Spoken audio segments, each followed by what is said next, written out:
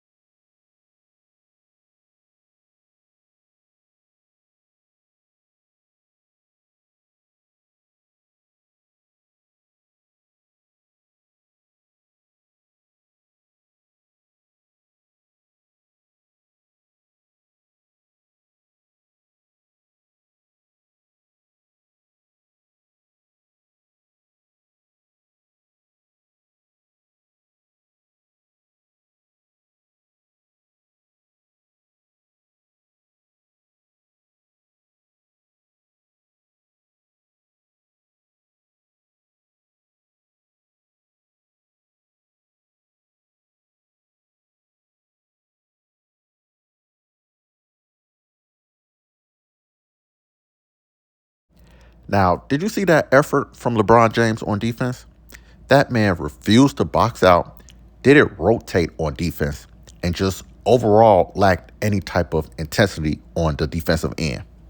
Now, some people will say it's not fair to ask a 41-year-old player to play intense defense.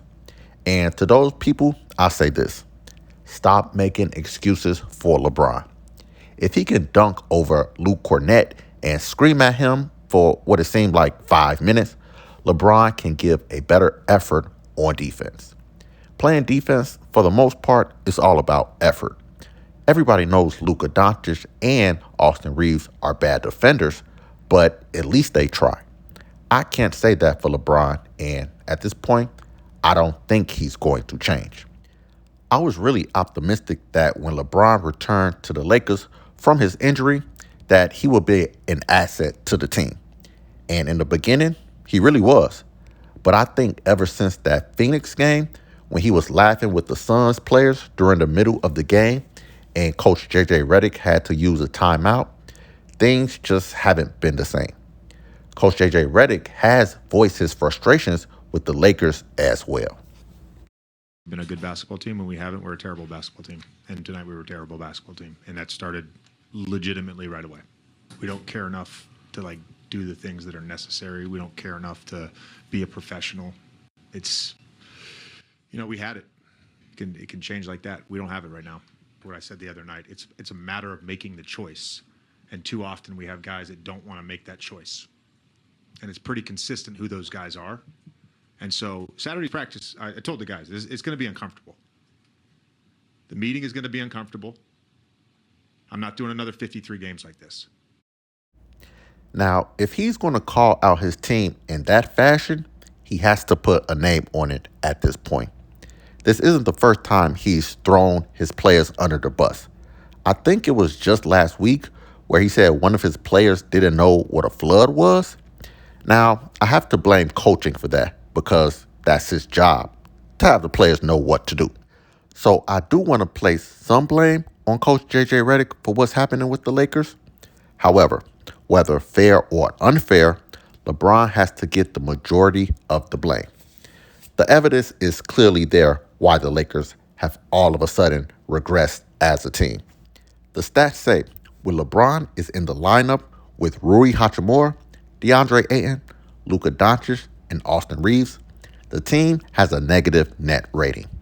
And when Marcus Smart replaces LeBron in the lineup, like he did when LeBron was hurt to start the season, the Lakers have a positive net rating. Now, if you ask me what the Lakers should do, I'll say this. At this point in his career, LeBron James has to come off the bench and play a reduced role for the Los Angeles Lakers. They are just a different team when he's in the starting lineup. He's not changing his game like I thought he would, so you have to just remove him from the starters. Now, we all know that's just not happening. The optics of LeBron James coming off the bench would hurt his ego so much that you just can't go down that path. But the next best thing is to reduce his minutes to where his impact won't be so profound. Get him down to 20 to 25 minutes per game and just see what happens. I don't see a scenario in which the Lakers make a drastic trade this season. It wouldn't make any sense because LeBron is in the last year of his deal and $52 million is coming off those books.